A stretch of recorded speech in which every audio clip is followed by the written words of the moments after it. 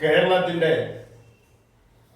തനത് കലയെയും സംസ്കാരത്തെയും നിലനിർത്തുന്നതിന് വേണ്ടിയും അത് പോഷിപ്പിക്കുന്നതിന് വേണ്ടിയും അത് അന്താരാഷ്ട്ര നിലവാരത്തിലേക്ക് ഉയർത്തിക്കൊണ്ടുവരുന്നതിനും വേണ്ടിയാണ് കേരള കലാമണ്ഡലം എന്ന പേരിൽ ഒരു സരസ്വതി വിദ്യാലയം ആരംഭിച്ചത്.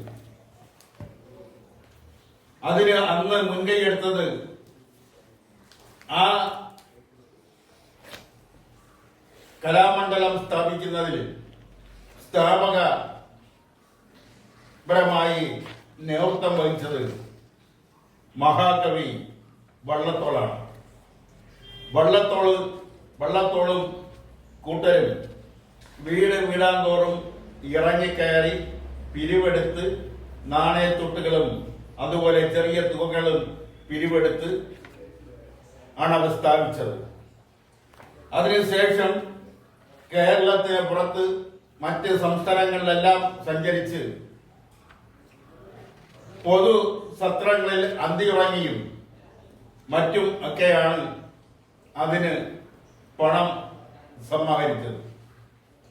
ആ കലാമണ്ഡലം ഇന്ന് അന്യം നിന്നു പോകുന്ന സ്ഥിതിയിലേക്ക് മാറിക്കൊണ്ടിരിക്കുന്നു എന്ന് പറയുമ്പോൾ അത് എന്തുകൊണ്ടാണ് അങ്ങനെ സംഭവിക്കാൻ പോകുന്നത്? അതിന്റെ ഭരണസമിതിയുടെ കുഴപ്പം കൊണ്ടാണോ, അല്ലെങ്കിൽ നാട് ഭരിക്കുന്നവരുടെ കുഴപ്പം കൊണ്ടാണോ, അല്ലെങ്കിൽ കേരളത്തിലെ കലാസാഹിത്യ രംഗത്ത് നിൽക്കുന്ന പ്രമുഖരുടെ ജാഗ്രത അശ്രദ്ധ കൊണ്ടോ അനാസ്ഥ കൊണ്ടോ ആണോ എന്ന് പഠിക്കേണ്ടിയിരിക്കുന്നു.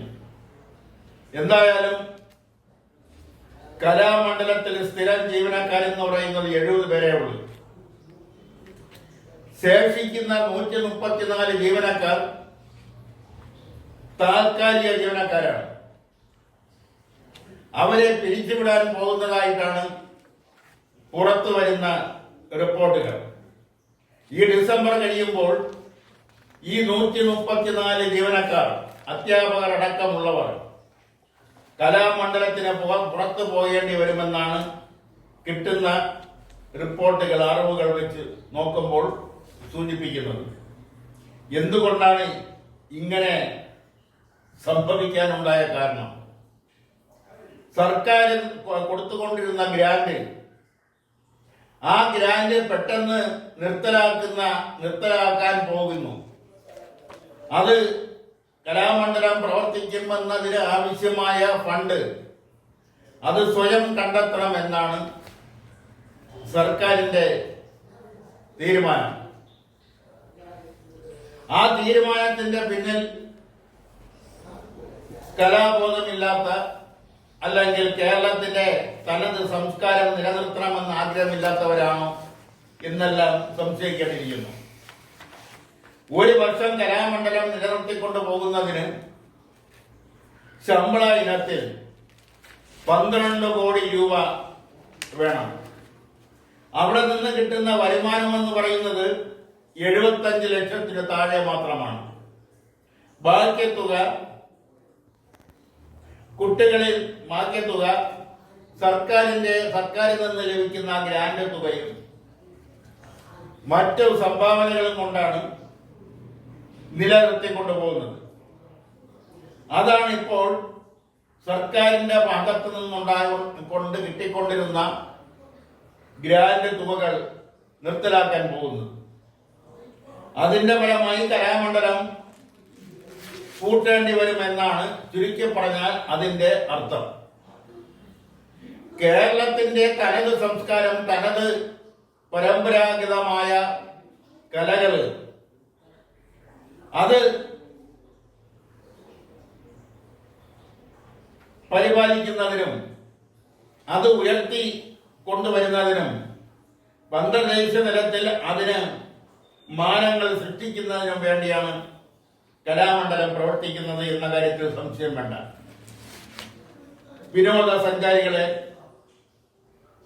കലാമണ്ഡലത്തിലേക്കും, അല്ലെങ്കിൽ കലാമണ്ഡലത്തിലെ വിദ്യാർത്ഥികളും അധ്യാപകരും ഒക്കെ അവതരിപ്പിക്കുന്ന കലാസൃഷ്ടികൾ കണ്ട് ആസ്വദിക്കുന്നതിന് വേണ്ടി കലാമണ്ഡലം നിലകൊള്ളുന്നത്.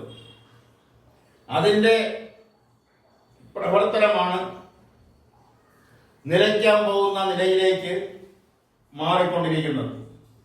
ഇത് പറയുമ്പോൾ കലാമണ്ഡലത്തിന്റെ രഞ്ജിത ജൂബിലിയിലേക്ക് കടന്നാൽ 1955 ഡിസംബറിലാണ് കലാമണ്ഡലത്തിന്റെ രഞ്ജിത ജൂബിലി ആഘോഷിച്ചത്. ആ രഞ്ജിത ജൂബിലി ഉദ്ഘാടനം ചെയ്തത് അന്നത്തെ പ്രധാനമന്ത്രി ശ്രീ ജവഹർലാൽ നെഹ്റു ആയിരുന്നു. അദ്ദേഹം രഞ്ജിത ജൂബിലി ആഘോഷങ്ങൾ ഉദ്ഘാടനം ചെയ്ത് കഴിഞ്ഞപ്പോൾ മഹാകവി വെള്ളത്തോൾ, അതിന്റെ സ്ഥാപക പ്രവർത്തനത്തിൽ നേതൃത്വനിരയിലുണ്ടായിരുന്ന മഹാകവി വള്ളത്തോൾ ജവഹർലാൽ നെഹ്റുവിനോട് ഒരു അഭ്യർത്ഥന നടത്തി. ഇതിന്റെ പ്രവർത്തനങ്ങൾ വിപുലീകരിക്കുന്നതിന് വേണ്ടി 25,000 രൂപ കേന്ദ്ര സർക്കാർ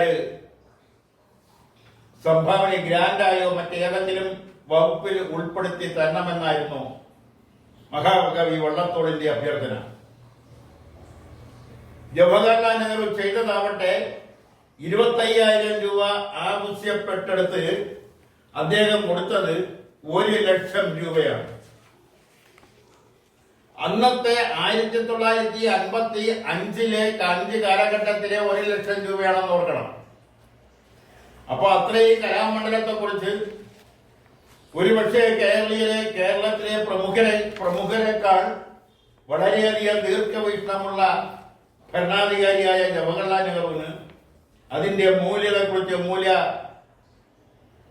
മൂല്യ നിലയെക്കുറിച്ചുള്ള അറിവ് അത് ബോധ്യപ്പെട്ടത് കൊണ്ടാണ് കലാമണ്ഡലം പോലുള്ള ഒരു സ്ഥാപനം കേരളീയ സംസ്കാരത്തിന്റെ, മലയാള സംസ്കാരത്തിന്റെ തനത് പരമ്പര നിലനിർത്തുന്നതിന് വേണ്ടിയും അത് ഉയർത്തി അന്തർദേശീയ തലത്തിൽ പ്രശസ്തി ആർജിക്കുന്നതിനും വേണ്ടിയുള്ള സ്ഥാപനം വളർന്നു വരേണ്ടത് നാടിന്റെ, രാജ്യത്തിന്റെ ആവശ്യമാണെന്ന് ജവഹർലാൽ നെഹ്റുവിന് തോന്നി.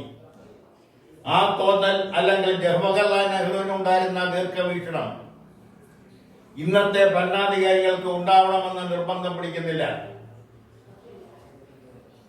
എന്നാൽ അത് സാംസ്കാരിക വകുപ്പും ധനകാര്യ വകുപ്പും വിനോദസഞ്ചാര വകുപ്പും വകുപ്പും കൈകാര്യം ചെയ്യുന്നത് 3 മന്ത്രിമാരാണ്.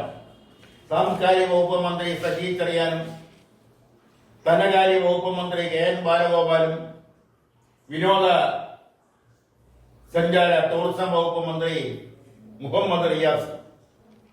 ഇവർ 3 പേരും കൂടിയാലോചിച്ച് അതുമായി ബന്ധപ്പെട്ട പ്രിൻസിപ്പൽ സെക്രട്ടറിമാരും ഒരുമിച്ചിരുന്ന് കൂടിയാലോചിച്ച്